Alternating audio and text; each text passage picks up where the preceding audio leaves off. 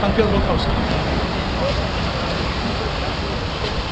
Witam Państwa bardzo serdecznie. Ja chciałbym zwrócić uwagę na jedną rzecz. Wszyscy tutaj mówimy o prywatyzacji, a nikt nie mówi o tym, że Ministerstwo Skarbu Państwa po prostu Krajową Spółkę Cukrową okrada z pieniędzy. Na dzień dzisiejszy 130 milionów zostało wzięte w postaci dywidendy, nie licząc tej dywidendy, która w tym roku została wypłacona a konto następnego. Te pieniądze miały być przeznaczone właśnie na prywatyzację. Nie możemy pozwolić na to, żeby okradano nas z naszych pieniędzy. Te pieniądze moim zdaniem powinny być przeznaczone dla pracowników i plantatorów na wykup akcji i na wykup całej tej spółki. W pełni solidaryzujemy się jako Związek Solidarność z przedmówcami i chcemy doprowadzić również do tego, żeby ta prywatyzacja, która ma mieć miejsce, była zgodna i uczciwa. Dziękuję Państwu.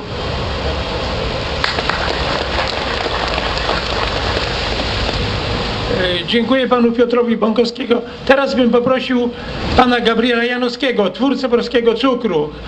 Prosimy bardzo, niech pan nam powie też tutaj kilka ważnych słów.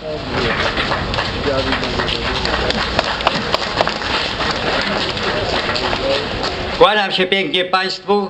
Cieszę się, moje serce się raduje, że tak licznie tutaj jesteście zgromadzeni. Rozumiem, że przyszliście z głębokim postanowieniem i wolą obrony polskiego cukru, obrony przed unicestwieniem. No co tak mało? Cukru nie jedliście, cukier krzepi. Trzeba tę sprawę mocno nagłośnić i mówić o niej. Bo rzeczywiście polski cukier, ta firma jest w tej chwili zagrożona.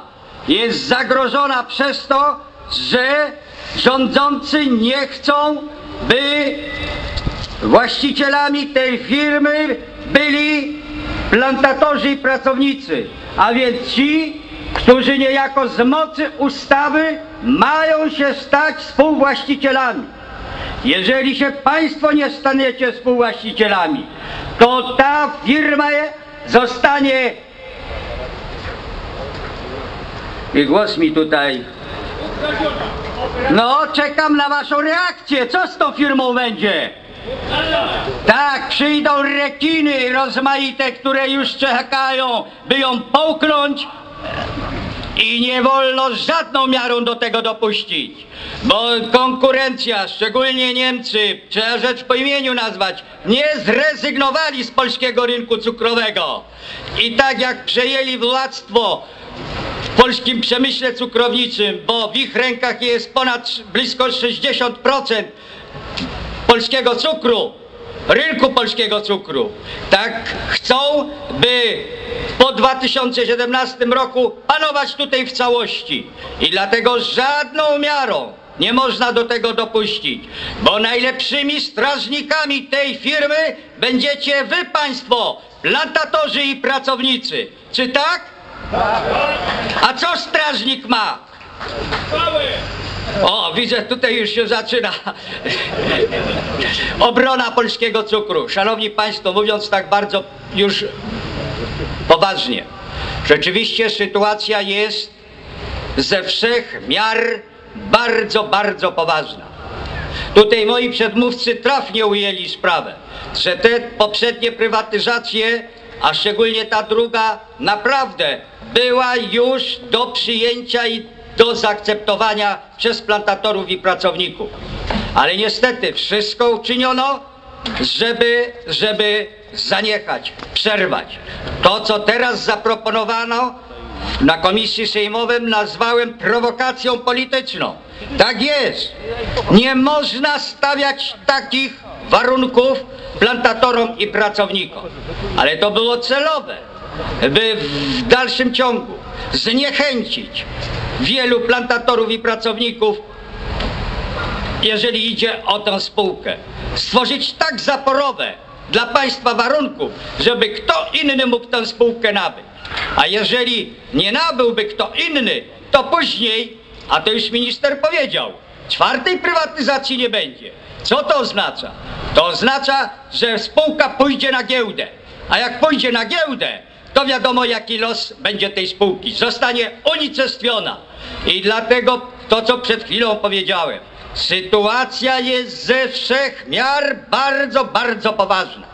I jeżeli my, plantatorzy, pracownicy i konsumenci, tak jest, nie obronimy tej spółki, to poniesiemy historyczną odpowiedzialność za cząstkę polskiego cukru, który może być w polskich rękach. Bo co jest w polskich rękach dzisiaj po 24 latach przemian, to sami najwiecie lepiej. Nędza, niepewność i obojętność i przede wszystkim zlikwidowany przemysł, który powinien być podstawą polskiego dobrobytu. Bo bez rodzimej wytwórczości, i to musimy pamiętać, bez rodzimej wytwórczości, tej materialnej i tej intelektualnej, tej innowacyjności, bez polskiej przedsiębiorczości i bez współwłasności nie będzie ani suwerenności, ani zamożności Polaków. Dlatego tak ważne jest, by ten polski cukier został obroniony i był przykładem odrodzenia polskiej gospodarki i polskiego przemysłu. Tak jest. Ta spółka dzisiaj ma tak wielką potencję, że można na niej budować wielkie, rozmaite przedsięwzięcia związane z rolnictwem, z przetwórstwem. To ta spółka, popatrzcie, w przeciągu ostatnich 3 lat przyniosła Skarbowi Państwa 1,320 mld złotych dywidendy, a przecież były pieniądze też i na inwestycje. Słusznie ktoś pyta, gdzie są te pieniądze?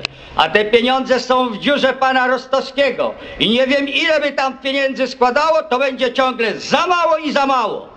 Dlatego należało twardo bronić tych pieniędzy, które były przygotowane na prywatyzację.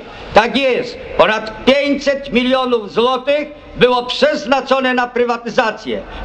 Z tego ponad 330 milionów na wykup akcji, na samoumorzenie i ponad 200 milionów na pożyczki.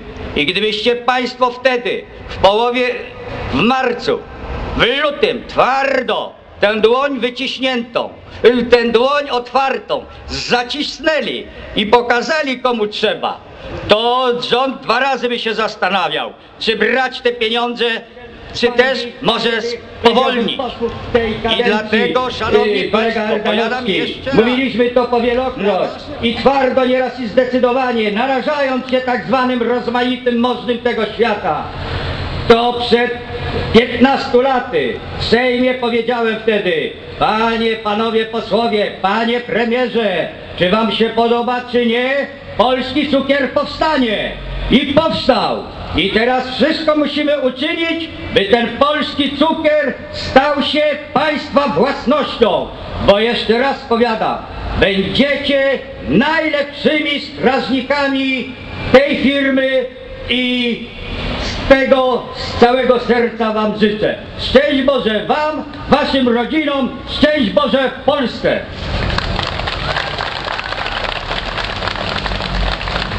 Dziękuję panu Janowskiemu za to płomienne wystąpienie. No, sądzę, że taka mowa na pewno trafia do serc i głów. Szanowni Państwo, nie jesteśmy tutaj sami. Inne związki plantatorów z terenu kraju skierowały do nas listy gratulacji, listy poparcia naszej manifestacji.